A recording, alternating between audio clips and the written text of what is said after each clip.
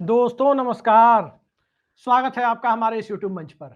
दोस्तों, बिहार की राजनीति दिलचस्प मोड़ पर पहुंची हुई है। एक तरफ बिहार विधानसभा चुनाव के लिए नामांकन भरने की प्रक्रिया शुरू हुए 2 दिन बीत चुके हैं। वहीं दोनों गठबंधनों में अभी तक गठबंधन की स्थिति बनी हुई है। अभी तक दोनों गठबंधनों में कहीं भी मामला फाइनल स्टेज में नहीं पहुंचा, कहीं भी औपचारिक ऐलान की सूरत नहीं बनी। और इन सब के बीच एनडीए में जो चल रहा है, उन सब के बीच जनता दल यूनाइटेड के नेता संजय झा और ललन सिंह को दिल्ली में अमित शाह और जेपी नड्डा ने बुलाया है। मामला दरअसल चिराग पासवान को लेकर फंसा हुआ था, लेकिन अब तो ऐसा लगता है कि चिराग पासवान ही नहीं, बल्कि चिराग पासवान के साथ साथ उपेंद्र कुशवाहा और जीतन राम मांझी का मसला भी फंस गया है। चिराग पासवान की स्थिति किन शब्दों में बताई जाए? चिराग पासवान की स्थिति तो यही है, अगर बहुत साफ शब्दों में कहा जाए तो चिराग पासवान की स्थिति यही है कि नीतीश कुमार उन्हें गठबंधन में देखना नहीं चाहते और भारतीय जनता पार्टी उन्हें गठबंधन से बाहर जाने देना नहीं चाहती। यही चिराग पासवान की स्थिति है। याद रहे कि वही चिराग पासवान है, ये वही चिराग पासवान है जो 2020 के विधानसभा चुनाव में नीतीश कुमार को जेल भेजने की बात कर रहे थे। जनता दल यूनाइटेड के खिलाफ टारगेटेड तरीके से चुनाव लड़कर जेडीयू को नंबर 1 से नंबर 3 पर लाने में एक बड़ी भूमिका चिराग पासवान की थी। और अब चूंकि नीतीश कुमार की 10,000 स्कीम गांव गांव तक पहुंची हुई है, कितना काम करेगी, कितना वोटों में तब्दील होगी, कितना नहीं होगी, ये वक्त बताएगा। लेकिन नीतीश कुमार को इस बात का भरोसा है कि बिहार में कम से कम जनता दल यूनाइटेड वाली सीटों पर जो भी 100 या 105 सीटें जनता दल यूनाइटेड लड़ेगी, उस पर नीतीश कुमार के द्वारा भेजा गया 10-10 हजार रुपया उनको चुनाव में बड़ी जीत दिला सकता है।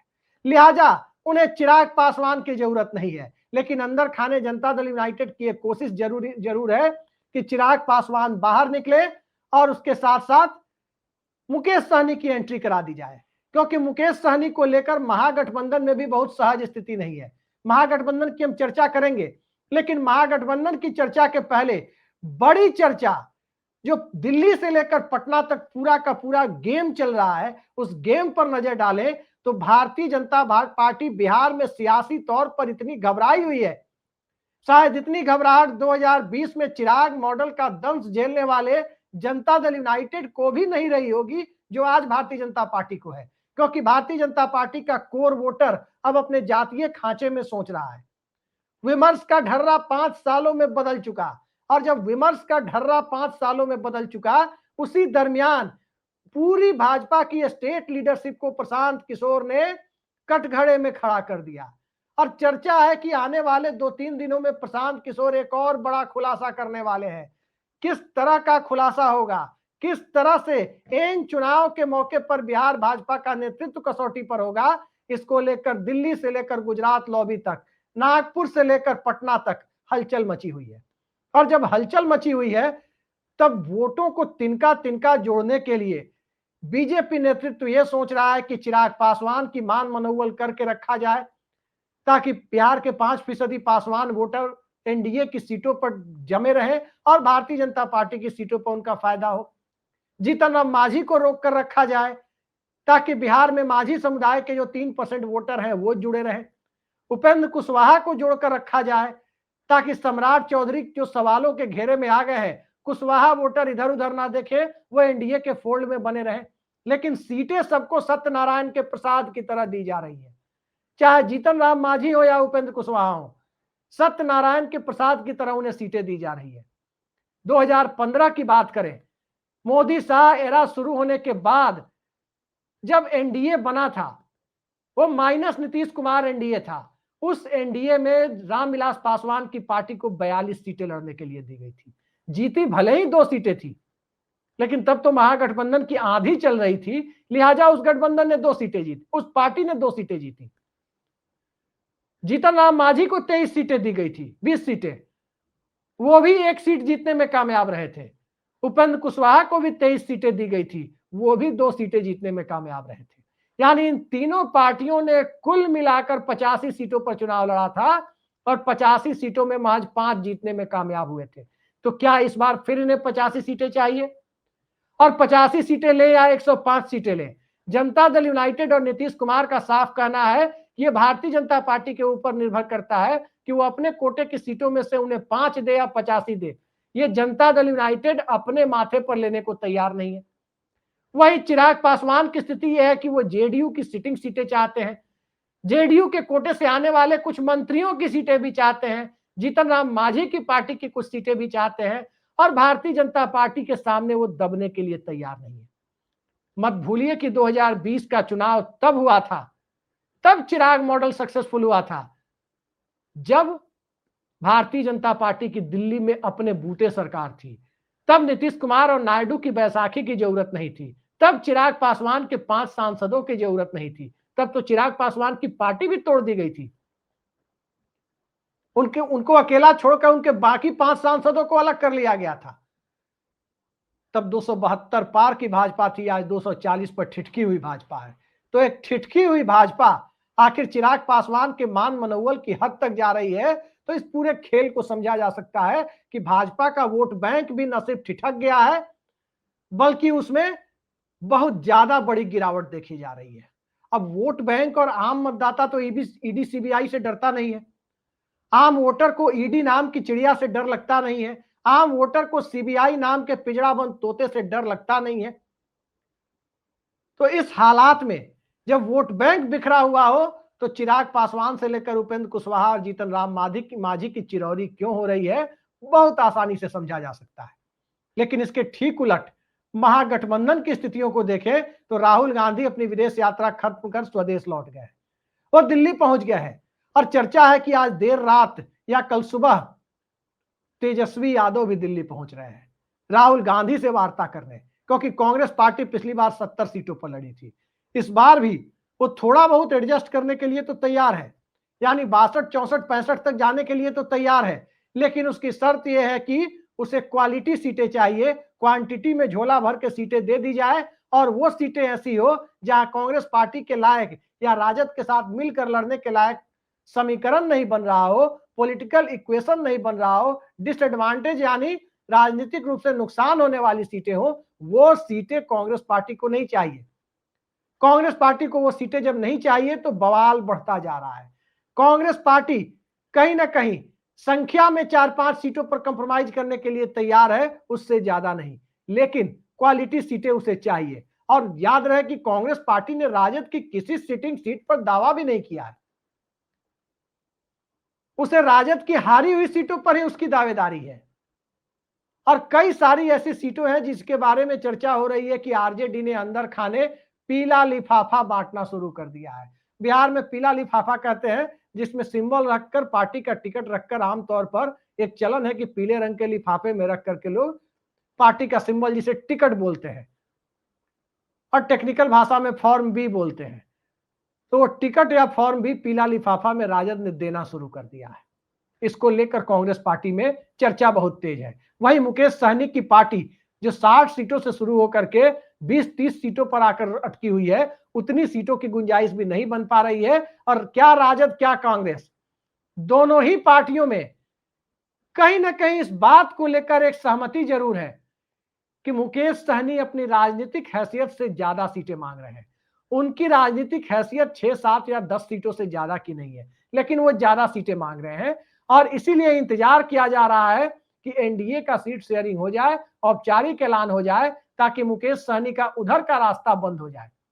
तो मुकेश सहनी का उधर का रास्ता बंद हो जाएगा तो उनके पास 2 विकल्प होंगे, जितनी सीटें महागठबंधन में मिल रही है उतनी सीटें लेकर चुनाव लड़ ले, या फिर पूरे बिहार में 243 सीटों पर चुनाव लड़कर कहीं ना कहीं जितना भी संभव हो, 2000, 4000, 5000, 10,000, जितना भी संभव हो, महागठबंधन के अति पिछड़ा नीतीश कुमार और भारतीय जनता पार्टी के अति पिछड़ा बेस वोट में डेंट लगाने के लिए उम्मीदवार खड़े कर दे पूरे बिहार में, ताकि कहीं 10, 15, 20 सीटों का फायदा नजदीकी मुकाबले वाली सीटों पर अगर इंडिया गठबंधन को हो जाए, महागठबंधन को हो जाए, तो वो भी सही।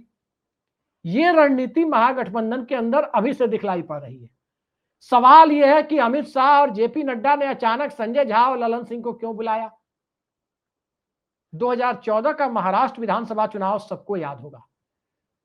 नामांकन खत्म होने में महज 1 दिन बचा हुआ था। भाजपा और शिवसेना के बीच विवाद चल रहा था, कौन कितनी सीटों पर लड़ेगा, कौन बड़ा भाई होगा, कौन छोटा भाई होगा। और एन मौके पर भारतीय जनता पार्टी ने कहा कि हम अलग लड़ेंगे। उद्धव ठाकरे और शिवसेना के सामने बड़ी मुसीबत खड़ी हो गई। उद्धव ठाकरे और शिवसेना के सामने मुसीबत दरअसल ये खड़ी हो गई कि एक तो महाराष्ट्र बिहार जितना क्षेत्रफल में छोटा है नहीं। बिहार में 5-6 घंटे पर एक पटना से किसी कोने तक पहुंचा जा सकता है। महाराष्ट्र एक बहुत बड़ा राज्य है। अगर मुंबई से किसी को विदर्भ के गढ़चिरौली तक पहुंचना हो तो पूरे एक दिन लग जाएंगे। अब इतनी जल्दी सिंबल कैसे भेजे जाए? कैंडिडेट को आनंद फानंद में सिंबल देने पड़े, बाई एयर भेजना पड़ा और उद्धव ठाकरे की पार्टी को एक तरह से धोखा दिया गया। नीतीश कुमार के साथ क्या हुआ? 2020 में चिराग मॉडल खेला गया। तो सबसे बड़ा सवाल यह है कि अमित शाह की तथाकथित चाणक्य नीति पर किसी सहयोगी दल को कोई भरोसा नहीं है। उपेंद्र कुशवाहा की स्थिति यह बनी हुई है कि उपेंद्र कुशवाहा बिहार में अभी राज्यसभा के सांसद हैं बिहार से, और जब वो राज्यसभा सांसद है तो उनका कार्यकाल मार्च 2026 में यानी 4 महीने के बाद खत्म हो रहा है, 4 या 5 महीने के बाद खत्म हो रहा है। उनको भी पता है कि मतलब निकल गया तो पहचानते नहीं वाली स्थिति है। विधानसभा चुनाव अगर खत्म हो गया तो अगले लोकसभा चुनाव यानी 2029 के पहले क्यों कोई उन्हें राज्यसभा भेजेगा? क्यों उनकी राज्यसभा की सदस्यता को बरकरार रखने में रुचि लेगा? क्या जरूरत है? 29 के पहले 28 भी तो है, या 29 में लोकसभा चुनाव के समय में लोकसभा लड़ने का लालच दिया जाएगा और कहा जाएगा कि आप लोकसभा लड़िए, और तब तक उपेंद्र कुशवाहा को भुला दिया जाएगा। ये बात उपेंद्र कुशवाहा बखूबी समझते हैं।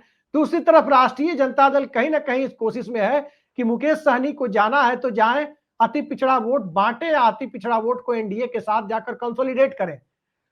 जो 5 या 6 सीटें उन्हें मिल रही है उपेंद्र कुशवाहा को एनडीए में, जो खबरें आ रही है, राष्ट्रीय जनता दल उन्हें 20 से 25 सीटें तक देने के लिए तैयार बैठा हुआ है। तो फाइनली उपेंद्र कुशवाहा क्या फैसला लेंगे ये आने वाले कुछ घंटों में तय होगा। 24-48 घंटों में तय होगा कि क्या फैसला लेंगे। लेकिन बिहार की राजनीति जिस तरह से उलझी हुई है, उस उलझी हुई राजनीति को देखकर एक बात तो साफ दिखती है कि एक व्यक्ति पूरी तरह से निश्चिंत होकर इस खेल को देख रहा है, इस खेल के मजे भी ले रहा है, और वो है नीतीश कुमार। नीतीश कुमार को इतना पता है कि उनकी पार्टी 100-105 सीटें तो लड़ेगी ही लड़ेगी, किसी भी हालत में 100 से 105 के बीच वो सीट लड़ेगी। उसका लक्ष्य है कि 70 से 80 सीटें जीतना, और उस लक्ष्य की पूर्ति की मंशा से ही 10-10 हजार रुपए भेजे गए हैं बिहार में 1 करोड़ से ज्यादा महिलाओं के खाते में। 10-10 हजार रुपए जब भेजे गए हैं तो बिहार से जो खबरें आ रही हैं, भाजपा वाले क्षेत्रों में तो कम महिलाओं को ही भेजे गए हैं, लेकिन जहां जहां जनता दल यूनाइटेड को चुनाव लड़ना है वहां 55, 60, 65 हजार तक महिलाओं को 10-10 हजार रुपए भेज दिए गए। तो उन्हें इस पर पूरा भरोसा है कि यह स्कीम रंग लाएगी, क्योंकि यह स्कीम, जैसा जेडीयू के लोग बातचीत करने पे कहते हैं कि यह स्कीम 2-2 लाख रुपए दिए जाएंगे। अब 2 लाख रुपए कहां से दिए जाएंगे? क्या यह मोदी जी के 15 लाख वाला जुमला है? लोगों को कम से कम इतना भरोसा तो दिला दिया है कि अरे 10 हजार तो मिल गया, बोहनी तो हो गई, बचा हुआ 1,90,000 भी धीरे धीरे आ जाएगा। ठीक इसी तरह से अब कितना आएगा नहीं आएगा वक्त बताएगा। चुनाव के बाद देता कौन है भूल जाता है। महाराष्ट्र में यही हुआ है, उल्टा वसूली की खबरें तक आई। लेकिन तेजस्वी यादव ने तो और बड़ा वादा कर दिया। तेजस्वी यादव ने तो बिहार के हर गरीब परिवार को, जो जाति गणना में 94 लाख गरीब परिवार चिन्हित किए गए थे, अगड़ा से लेकर पिछड़ा, दलित, महादलित, अल्पसंख्यक, सभी कम्युनिटी में, सब में एक सरकारी नौकरी का वादा कर दिया। यानी कम से कम 94 लाख नौकरियां बिहार में होंगी। अब वो कैसे देंगे 94 लाख नौकरियां, वो तेजस्वी यादव जाने, लेकिन लोगों को है। बिहार जैसे राज्य में सरकारी नौकरियों का क्रेज है। नंबर पर मत जाइए कि जनता क्या सोचती है, क्योंकि जनता की याददाश्त बड़ी कमजोर होती है। मोदी जी के 15 लाख रुपए के झांसे में भी 2014 में जनता आ गई थी। तो 15 लाख रुपए से नौकरी तो ज्यादा बड़ी चीज है। नौकरी देने की बात तेजस्वी यादव कर रहे हैं, हो सकता है इसका फायदा उन्हें मिल जाए। लेकिन अगले 24-48 घंटों के बीच अलायंस की क्या सूरत होगी? जेडीयू का वोट बैंक कंसोलिडेट हुआ है 10-10 हजार रुपए के बाद, जाति गणना के बाद। निश्चित तौर पर ये 2020 से ऊपर जाने की स्थिति है। भारतीय जनता पार्टी का चुनावी हिंदुत्व बिखर गया है जाति गणना के बाद और मोदी सरकार की आर्थिक नीतियों को देखने के बाद। ये बात भी उतनी ही सत्य है। राष्ट्रीय जनता दल में तेजस्वी यादव ने 17 महीने के उप मुख्यमंत्रित्व काल में जो भी बहालियां हुई, जो भी वैकेंसी भरी गई, उसे अपने खाते में जोड़ने के लिए एक सफल प्रयास किया है। और जनता के बीच ये चर्चा का, विमर्श का विषय तो जरूर है कि तेजस्वी यादव सत्ता में जब तक थे तब तक नीतीश कुमार ने नौकरियां खूब दी, इसका कितना फायदा मिलता है। या फिर चिराग मॉडल जो 2020 में हुआ था, वो चिराग मॉडल क्या 2025 में भी हो पाएगा, जिसका फायदा राष्ट्रीय जनता दल को मिले, या ओवैसी मॉडल का जितना नुकसान महागठबंधन को हुआ था, क्या वो ओवैसी मॉडल फिर से कारगर हो पाएगा? ये भी बिहार में एक सवाल है। लेकिन सबसे बड़ा सवाल तो यही है, स्टेट पर कौन है। स्टेट पर आमतौर पर चुनाव में जिसकी सत्ता होती है, जो मुख्यमंत्री होता है, उसकी पार्टी होती है। बिहार में उल्टा देखने को मिल रहा है, जो समय समय पर स्टेपनी बने हुए थे वो स्टेक पर आकर खड़े हो गए हैं। चाहे भारतीय जनता पार्टी हो जो सबसे ज्यादा स्टेक पर है, और राष्ट्रीय जनता दल मुख्य विपक्षी दल है, उसके पास 75 सीटें थी, तो उसका प्राइम टारगेट, पहला लक्ष्य तो उन 75 सीटों को फिर से हासिल करना है।